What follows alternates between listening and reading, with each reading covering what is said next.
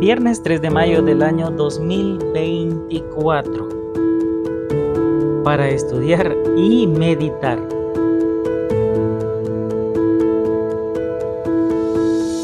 En esta ocasión debemos recordar que, no en esta ocasión sino en esta semana, hemos estado estudiando la lección Fe contra todo propósito.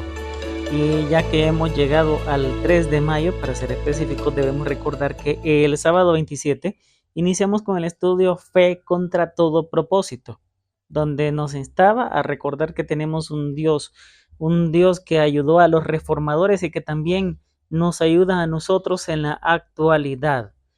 Además, solo la palabra de Dios, así como quienes en un principio estuvieron en la Reforma Protestante, también debemos recordar que se especificó solo la Biblia, solo la palabra de Dios, no palabra de otros hombres, palabra exclusivamente de Dios. También que existían muchas formas diferentes de transmitir la palabra, así como lo hacían los valdenses, que de una manera muy cariñosa escribían las escrituras y compartían con quien creían que era necesario. Debemos recordar que estaban en la Edad Media y que si los encontraban con fragmentos de la Biblia en algún momento ellos podían morir. Iluminados por el Espíritu. Debemos recordar, solamente el Espíritu fue el que inspiró a los santos hombres para escribir la palabra.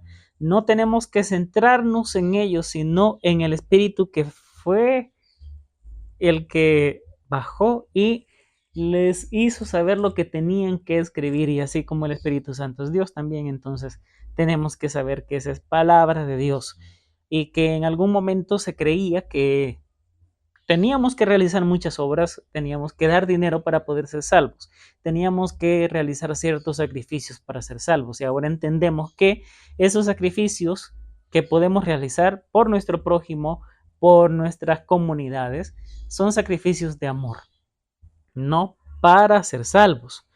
Y también debemos recordar que la obediencia es el fruto de la fe. Por fe somos salvos, sí, es verdad. Pero también debemos recordar que la fe sin obras es muerta, y por ende, si nosotros queremos aceptar a nuestro Señor Jesús como nuestro Salvador personal, también debemos reconocer que tenemos que comportarnos como Jesús quiere que lo hagamos. Y por eso también les insto a recordar lo que se encuentra escrito en el Conflicto de los Siglos en la página 191. Bueno, en algún momento tal vez no será a recordar, pero sí a aprender. Los fieles siervos de Dios no trabajan solos. Mientras los principados y las potestades de los espíritus malignos se coaligaron contra ellos, el Señor no desamparó a su pueblo. Si sus ojos hubieran sido abiertos, habrían visto una tan clara evidencia de la presencia y el auxilio divinos como la concedida a los profetas en la antigüedad. Cuando el siervo de Eliseo mostró a su amo el ejército hostil que los rodeaba sin dejarles escapatoria, el profeta oró, y eso se encuentra registrado en Segunda de Reyes, capítulo 6, verso 17. Se encuentra escrito: y oró Eliseo y dijo: te ruego, oh Jehová, que abras sus ojos para que vea. Entonces Jehová abrió los ojos del criado y miró, y he aquí que el monte estaba lleno de gente de a caballo y de carros de fuego alrededor de Eliseo. Entonces, también debemos recordar, el ejército celestial estaba apostado para proteger a Eliseo, varón de Dios.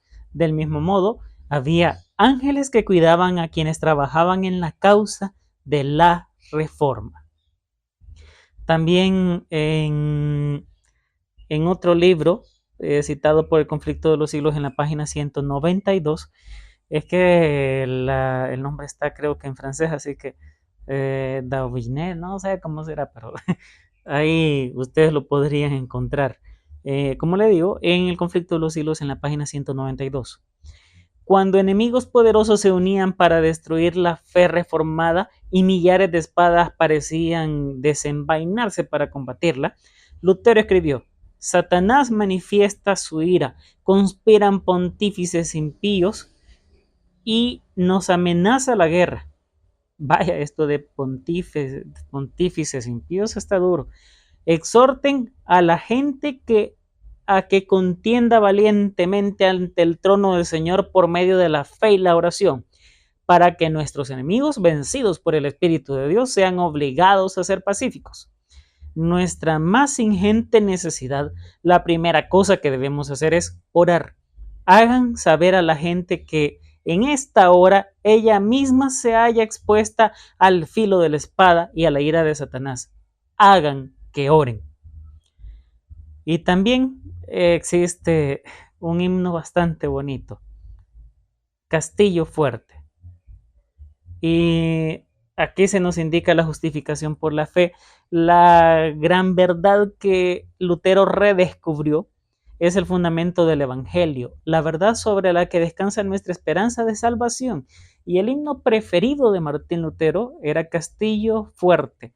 Y por eso en una de sus estrofas dice, luchar aquí sin el Señor, cuán vano hubiera sido, mas por nosotros pugnará de Dios el escogido. ¿Sabéis quién es? Jesús, el que venció en la cruz, Señor de Sebaot, omnipotente Dios. Él triunfa en la batalla. También esto lo pueden encontrar en el himnario adventista, realizado o, bueno, impreso por la Asociación Casa Editora Sudamericana, sí, es la sudamericana, en el año 2009. Incluso pueden buscar en YouTube como himnario adventista, himno número 400. Ahora, existen algunas preguntas que podemos responder y es, ¿cómo podemos explicar el equilibrio entre la gracia y la ley, entre la fe y las buenas obras? Porque no podemos ir a extremos. Podemos decir, no, si yo soy salvo por gracia, yo puedo hacer lo que se me viene en gana. Cualquier maldad la puedo hacer porque soy salvo. Hay que tener cuidado con eso. No solo por ser salvos por gracia significa que nosotros podemos hacer lo que se nos venga en gana.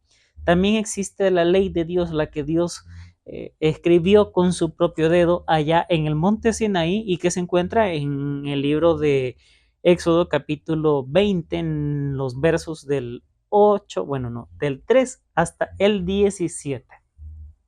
Éxodo 20, versículos del 3 hasta el 17.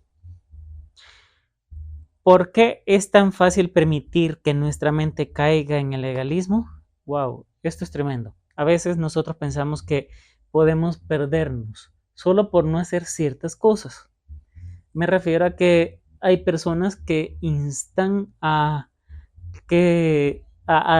poner normas que no están de acuerdo a la Biblia, sino normas de acuerdo a sus pensamientos.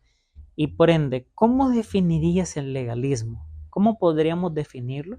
Bueno, analiza y también puedes pedir a otras personas que te digan qué es lo que piensan sobre esto. ¿Por qué es tan perjudicial para nuestra fe cristiana? ¿Qué tan perjudicial es el legalismo? Existen peligros si no se entiende correctamente el concepto de salvación por gracia. ¿Será que yo soy salvo, siempre salvo, o la salvación tiene condiciones? Porque a pesar de que la salvación sea por gracia, pero también existen ciertas condiciones. Imagina que en un momento te regalan una motocicleta, una bicicleta o un automóvil. Significa que porque te lo regalaron tú puedes hacer todo lo que quieras en ellos.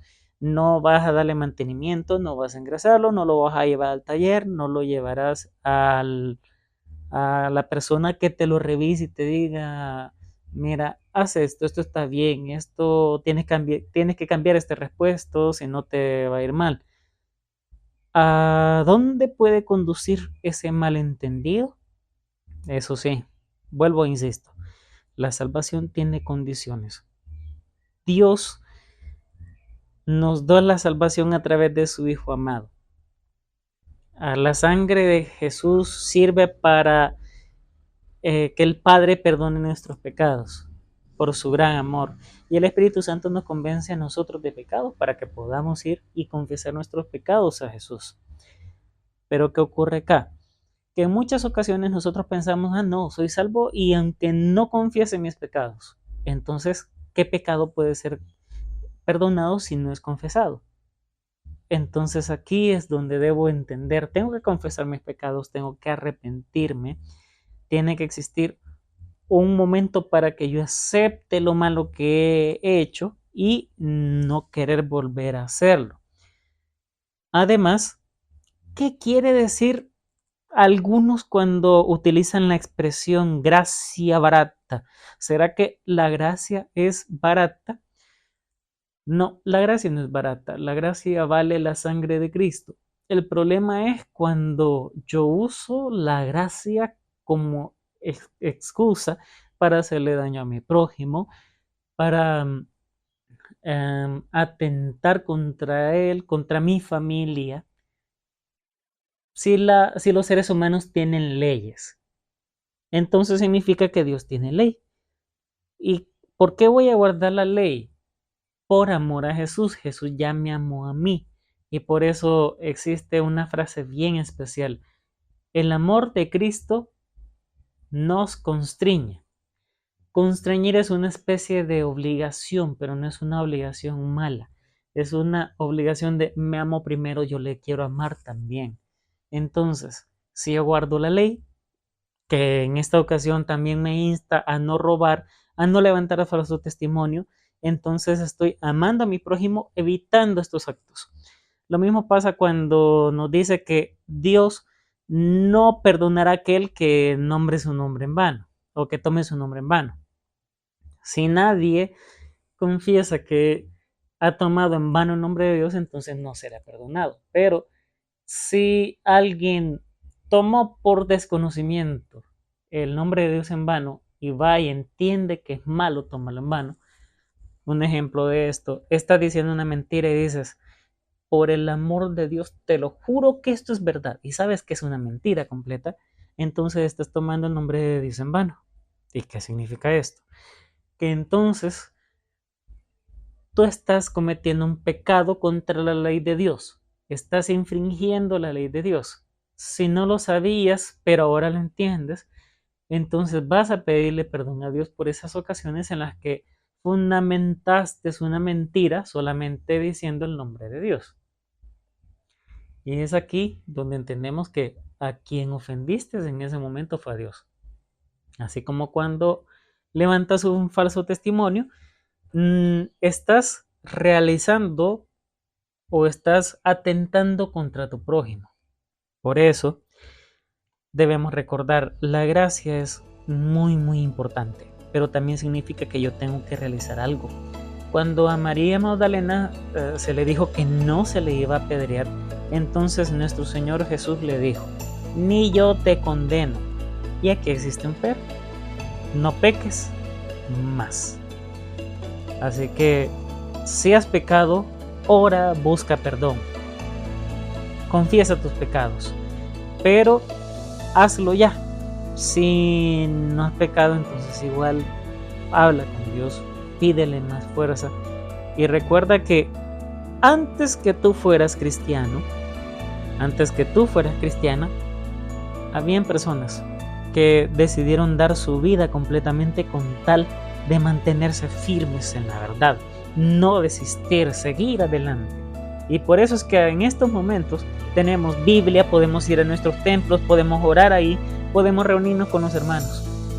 Qué tremendo fue cuando no se podía hacer eso. Disfruta y desde ya te deseo un feliz sábado.